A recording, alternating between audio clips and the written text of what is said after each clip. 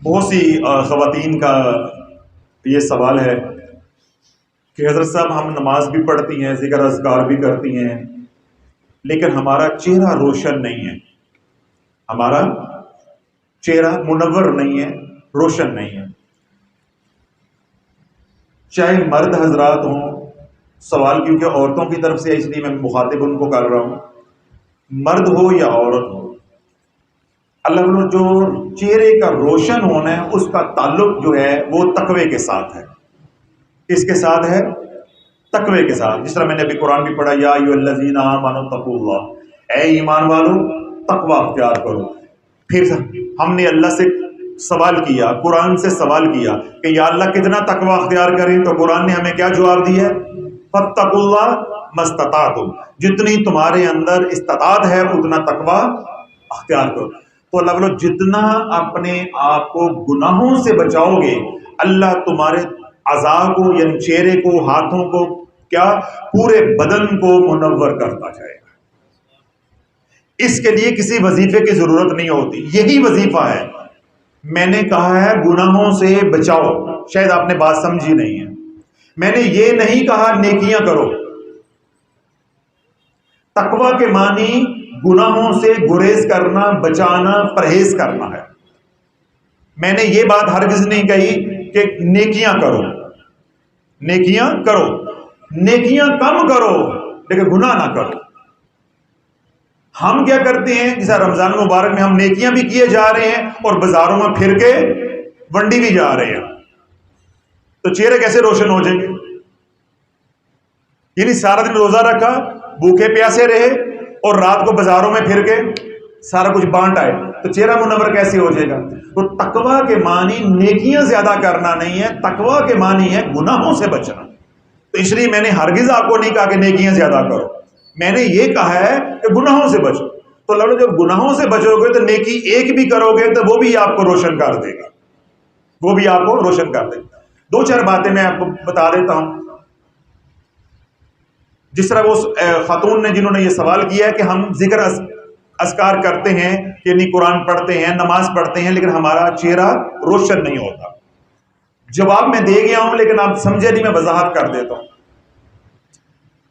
ایک تو وہ لوگ ہیں جو دین سے دور ہیں، نورانی اعمال سے دور ہیں۔ تو اللہ جو نورانی اعمال سے دور ہوگا تو چہرہ نورانی کیسے ہو جائے گا؟ مسئلہ سمجھ آ گیا؟ ایک یہ لوگ کہہ رہے ہیں کہ ہم نماز پڑھتے ہیں، ذکر اذکار کرتے ہیں تو چہرہ منور نہیں ہے۔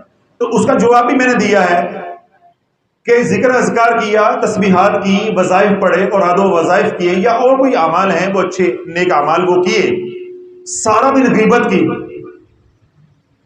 تو کیا نورانیت آئے گی؟ وہ تو سب کچھ تباہ ہو گیا۔ پھر دیندار طبقے کے اندر میں جو دیکھتا ہوں، جس کا مجھے انتہائی رنج ہوتا ہے، دکھ ہوتا ہے، اللہ والو دیندار طبقہ پڑھا، کلمہ پڑھا ہو کملی والے کا، کلمہ کس کا پڑھا ہو؟ کملی والے کا، تو بندے کی شکل کے اوپر کملی والے کا نور نہ ہو، میں اگلا فقرہ بولنا نہیں چاہتا کیونکہ میرا وہ منصب نہیں ہے فتوے لگانے والا۔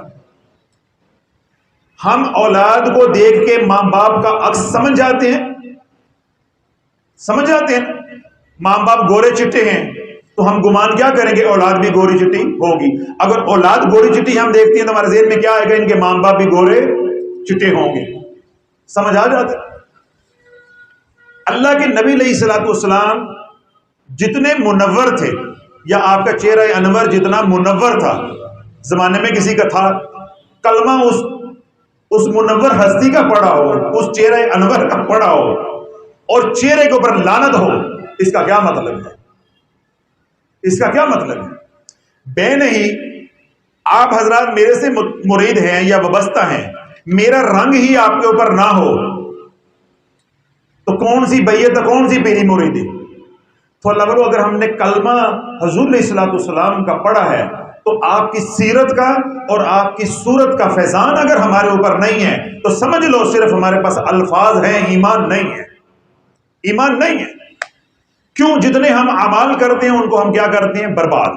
تو بعد میں کیا کہہ رہا تھا، آپ مساجد کے اندر دیکھیں، دیندار طبقے کو دیکھیں، سوشل میڈیا پہ دیندار طبقے کو دیکھیں، تقریریں کرنے والے کو دیکھیں، داڑھی جبہ ٹوپی سب کچھ ہے، نہ چہرے پہ نور ہے اور نہ بات میں تاثیر ہے۔ الفاظ ہیں، بہت اچھے اچھے الفاظ ہیں، لچھے دار تقریریں ہیں، سب کچھ ہے، تو اللہ جو چہرے کا نور ہے یا ہاتھوں کا نور ہے یا جو بھی اعضاء کا نور جو کمی محسوس کو کرتا ہے، تو وہ میں نے کہا کہ اس کا کس کے ساتھ تعلق ہے؟ تقوی کے ساتھ۔ اگر نیکیاں نہیں کر رہے، نورانی اعمال نہیں سرے سے کر رہے، تو نورانی اعمال کی طرف لوٹ آؤ، اللہ منور کر دے گا۔ اور اگر آپ کہتے ہیں نہیں ہم نورانی اعمال کرتے ہیں، تو پھر نگاہ رکھو کہ وہ نور جو ہے وہ لیک کہاں سے ہو جاتا ہے، پھر نگاہ رکھو کہ وہ نور ضائع کہاں سے ہو رہا ہے، بس ان رستوں کو بند کر دو۔ آپ اعمال بھی کریں، ساتھ گانے بھی سنیں، اعمال بھی کریں اور ساتھ ڈرامے بھی دیکھیں، اعمال بھی کریں ساتھ غیبت بھی کریں، اعمال بھی کریں ساتھ سود بھی کھائیں، اعمال بھی کریں ساتھ قسطوں کا کاروبار بھی کریں، اعمال بھی کریں ساتھ بینک میں پیسہ رکھ کے منافع بھی کھائیں، تو پھر کہیں گے جی چہرہ نور اللہ نور ہونا چاہیے۔ بھائی جب تیری روح کے اندر فطور آ گیا تو چہرے کے اوپر بھی لعنت آ جائے گی، چہرے کے اوپر بھی لعنت آ گئی۔ تو یہ میں نے موٹی موٹی باتوں کی نشاندہی کی، پہلے اپنے آپ کو درست کریں، پھر وہی بات کہ پھر آگے علاج ہے، باقی رہ جائے گا ہمارا کام کتنا؟ 10%۔ 90% کام آپ کا مریض کا ہوتا ہے، 10% ہے کہ بھئی یہ کوئی یہ کہتا جی میں یہ سارا کچھ کروں گا یا میں کرتا ہوں پھر بھی نور نہیں آتا، تو اس کے لیے کیا ہے؟ اگر دیکھیں کسی کے چہرے کے اوپر چھائیاں ہیں، جس طرح خواتین ہوتی ہیں ایک آدھ بچہ پیدا کرتی ہیں تو کیا ہو جاتی ہیں؟ چھائیاں آ جاتی ہیں، فریکلز آ جاتے ہیں، پگمنٹیشن ہو جاتی ہے، یا وارڈز نکل آتے ہیں، مولز نکل آتے ہیں، تل نکل آتے ہیں، موقع نکل آتے ہیں، یا چہرے کے اوپر بال نکل آتے ہیں، تو یہ ساری چیزیں کس میں آئیں گی؟ عیب کے اندر۔ تو توجہ رکھیے گا، کس کے اندر آئیں گی؟ عیب کے اندر۔ عورت ہے وہ ان کو ذرا زیادہ محسوس کرتی ہے، اب ہمارے چہرے پہ ہو مردوں کے تو ہم اس کو اتنا محسوس نہیں کرتے، لیکن ہوگا کہ یہ کیا؟ عیب ہوگا، کیا عیب۔ جب کفار مشرکین اللہ رب العزت کے بارے میں وہ باتیں کرتے تھے جو اللہ میں نہیں ہیں، تو اللہ نے کیا قرآن اتارا؟ سبحان ربک رب العزت عما یصفون وسلام علی المرسلین والحمد للہ رب العالمین۔ تیرا رب ان باتوں سے پاک ہے جو کافر کرتے ہیں۔ ان 3 آیات کو 21 بار روزانہ پڑھو۔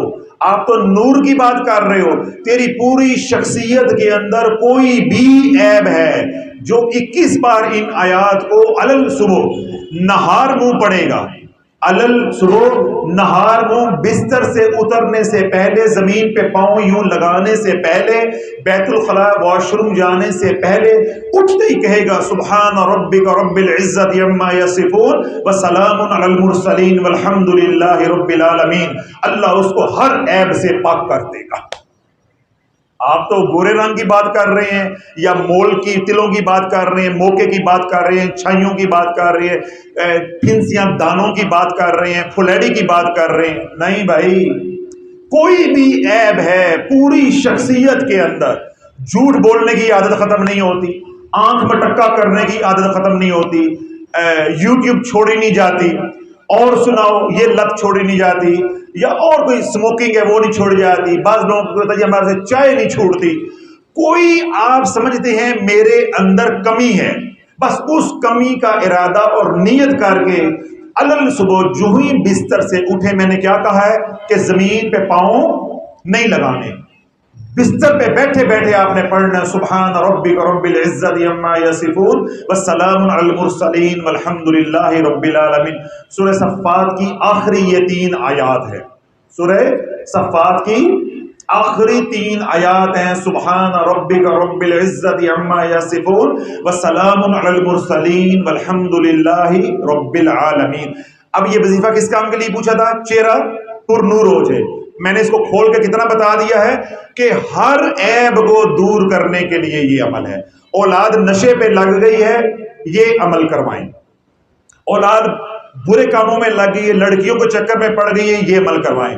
خامند بری عورتوں کے چکر میں پڑ گیا ہے، یہ عمل کریں۔ خامند جو ہے وہ نشے پہ لگ گیا ہے تو یہ عمل کروائیں۔ اسی طرح میں نے بتایا کہ گھر میں غیبت ہے، ٹی وی نہیں چھوڑا جاتا، یا اور گھر میں برائیاں ہیں معاشرتی یا اپنی ذات کے اندر ہیں، جس برائی کو آپ چھوڑنا چاہتے ہیں اس برائی کی نیت کر کے ان 3 آیات مبارکہ کو علل صبح نہار منہ بستر سے پاؤں جو ہے زمین پہ نہ لگیں. مثلا آپ کی آنکھ کھلی ہے، اٹھتے آپ کے سبحان ربک رب العزت عما یصفون وسلام علی المرسلین والحمد للہ رب العالمین. اللہ بولو 3 دن یہ عمل کر کے دیکھو، اللہ آپ کے نام کے ڈنکے فرش پہ بھی بجائے گا، عرش پہ بھی بجائے گا. جب آپ دن کی ابتدا اللہ کی تسبیح تمام انبیاء علیہ السلام کے اوپر سلام بھیج رہے ہیں اور اللہ کی تعریف سے اپنے خوبصورت دن کی ابتدا کر رہے ہیں، اللہ والو نہ اس دن کوئی غم آئے گا، نہ کوئی پریشانی آئے گی، نہ بری خبر آئے گی، نہ اولاد کی طرف سے، نہ کاروبار کی طرف سے، نہ رشتہ داروں کی طرف سے. سارا دن ایسے گزرے گا سکون ڈاٹ کام. تمام حضرات کو اجازت ہے جو سوشل میڈیا پہ سنے انہیں بھی اجازت ہے. ہر عیب کے لیے سورہ صفات کی آخری 3 آیات سبحان ربک رب العزت عما یصفون وسلام علی المرسلین والحمد للہ رب العالمین. تمام حضرات کو اجازت ہے.